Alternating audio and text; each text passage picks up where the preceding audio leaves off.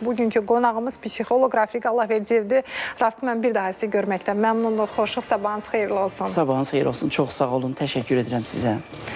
Rafiq, mən bugün tamaşaçılarımızdan soruşduq ki, sizi kim və nə yorur? Çox fərqli, müxtəlif mesajlar gəldi, mesajlarımız da çoxdur, hər birini də oxuya bilmirəm. Burada əsasən yazılan mesajlar, bir insanlardan yoruluram, işdən yoruluram, kreditlərdən yoruluram və yaxud da deyək ki, imkansızlıqdan yoruluram və s. Bax, bizi yoran nədir?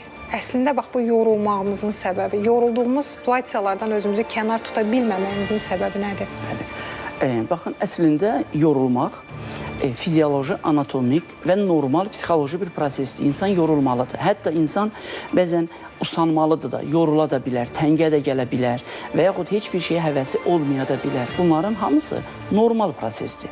Amma ən pis hal insanlardan yorğunluq sindromunun əmələ gəlməsidir. Baxın,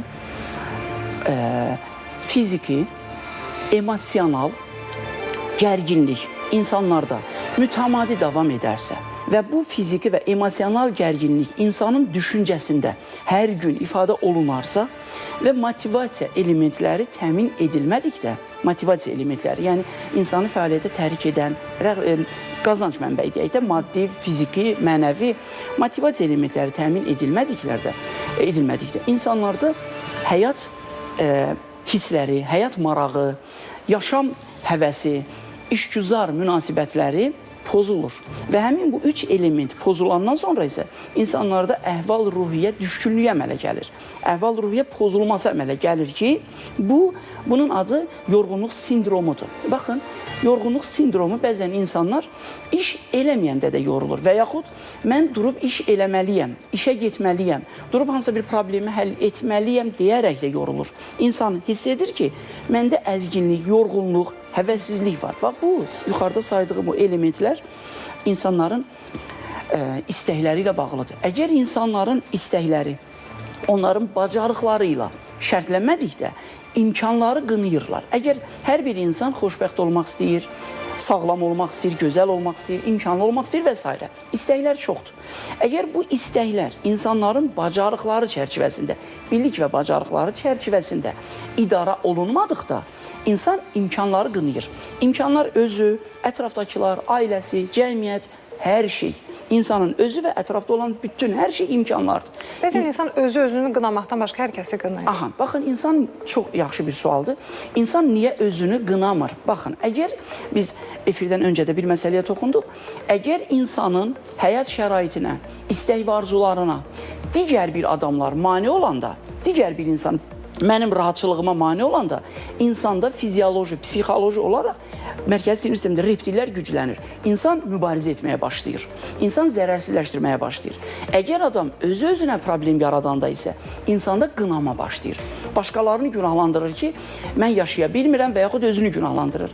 Baxın, əgər insan özünü qınamağa başlayıbsa, özünü günahlandırmağa başlayıbsa, artıq bu yorulma sindromudur.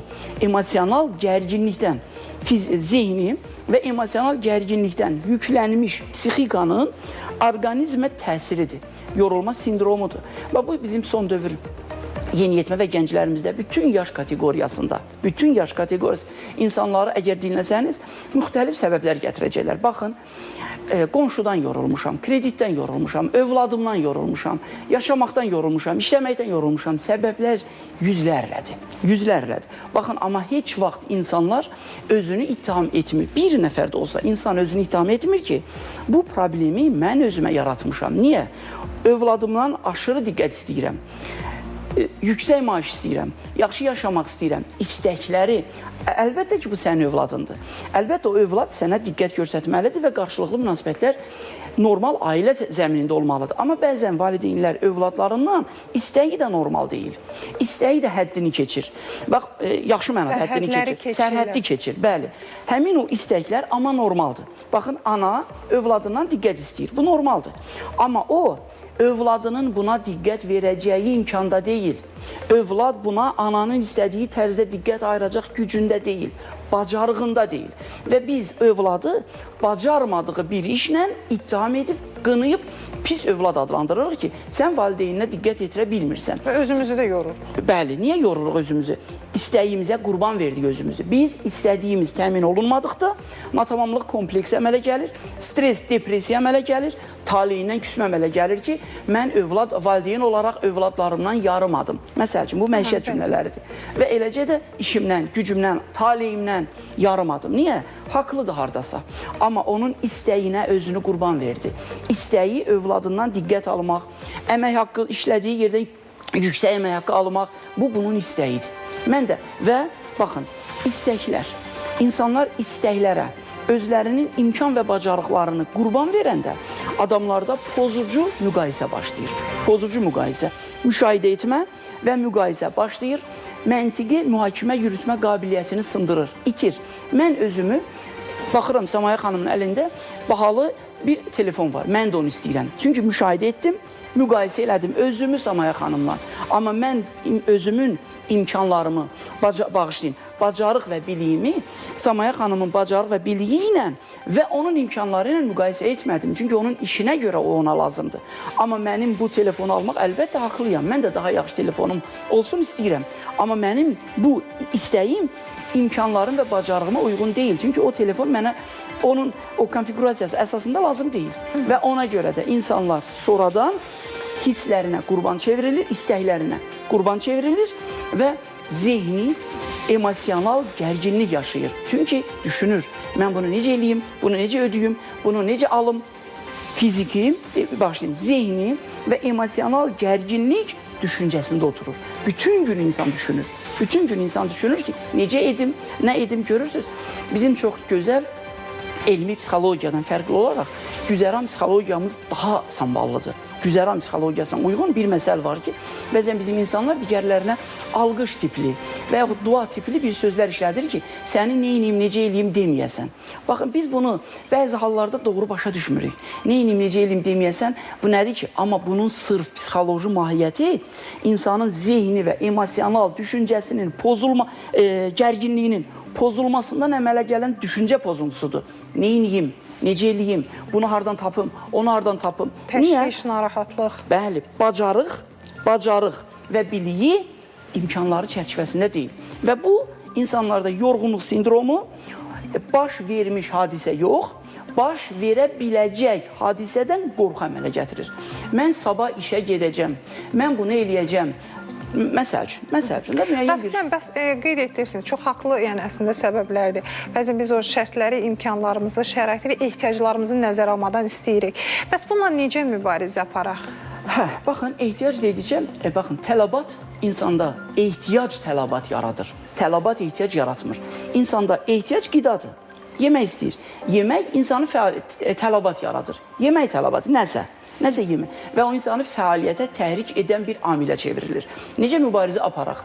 Baxın, ən birinci istəklərimizi idarə etməyi bacarmalıyıq. Biliyimizi, bacarığımızı, imkanımızı artırmaqdansa, çoxlu təhsil almaqdansa, mən əgər bunu düzəldə bilmirəm, gedib usta yanında bunu düzəlməyi öyrənməkdəndirsə, əlbəttə ki, biz yanlış olaraq bizə illər boyu insan psixikasına yanlış bir istiqamət öyrədiblər ki, təhsil artır, savadı artır, biliyi artır, imkanlarını artır, xoşbəxt olacaqsan. Bu doğru deyil. Bəzən bizim istəyimiz biliyimizi üstələyə bilir. Bizim biliyimiz, imkanlarımız nə qədər çox alacaqsa, istəyimiz artır. Və bir vaxt baxırıq ki, bu istəklərimiz, biliklərimizin istəyimizə gücü çatmır. Ona görə də biz istəkləri idarə etməliyik, bilik və bacarıqlarımızın zəminində. Mənim bugün istəyim, əlbəttə, mən xoşbəxt olmaq istəyirəm. Mən, məsəl üçün, sağlam olmaq istəyirəm və s. Bu istəkdir. Amma mənim biliklərim, imkanlarım, bacarığım hələlik bu səviyyədə deyil. Mən istəyimi qoruyum. İstəyimi qoruyum ki, mən bacarığımla özümü, siz bayaq deyən kimi, ehtiyac və yaxud bir tələbat qarşısında aciz vəziyyətə salmayayım. İstəklərimizi idarə edəndə biz bilik və bacarıqlarımızdan doğru istifadə edirik və imkanı doğru qiymətləndiririk. Və baxın, siz bizim gənc qızlarımıza bir fikir verin. Gənc qızlarımız, oğlanlar da, yeniyetmələr də, onlar bəzən istəklərini, özlərini çox qurban verirlər. Zahiri görkəmlərində, gözəllik anlamında və s. və s. İndi mən tam detallarını açmaq istəmirəm. İstəklərini, özlərini çox qurban verirlər, amma imkan və bacarıqları ona uyğun deyil. Yəni buna nəyə görə lazım idi? İnsanlar istəkləri ilə bacarıqlarını doğru qiymətləndirə bilməyəndə istək bioloji faktordur, anatomik faktordur, tələbatdır. İstək artır, emosionaldır. Emosional artır və bu idarə olunmaz həddə gəlib çatır. Necə ki, zehni və emosional gərginlik artır. Gərginlik artır və biz burada mütləq qaydada bilik və bacarıqlarımızı idarə edə bilmirik. Çünki o bilik və bacarıq bizdən asılıdır, istəklərimiz isə bizdən asılı deyil, o anatomikdir. Və biz onun qarşısında, insan onun qarşısında aciz qalır. Baxın, ən sonda nə pozulur? İnsan nə istədiyini itirir, tutar ki, mən nə istəyirəm və bu istəyim üçün nəyə cəhd edirəm və mən nəyi bacarıram? Bax, həmin bu üç element arasında əlaqələr kör təbii formada o dərəcədə pozulur ki, insan mən kiməmimi itirir. Həyatın, özünün həyatdakı mövqeyinin mahiyyətini və maraqlarını itirir. Mahiyyət və maraq itir, insanda güclü formada yorğunluq əmələ gəlir. Xoşbəxt olmaq uğrunda çalışan bir insan artıq heç nə eləmir və başlayır imkanları qınamağa, insanları ittiham etməyə, günahlandırmağa. Sanki sadəcə olaraq özünü ortadan çıxartdı. Amma bütün problemi də yaradan insanın özüdür.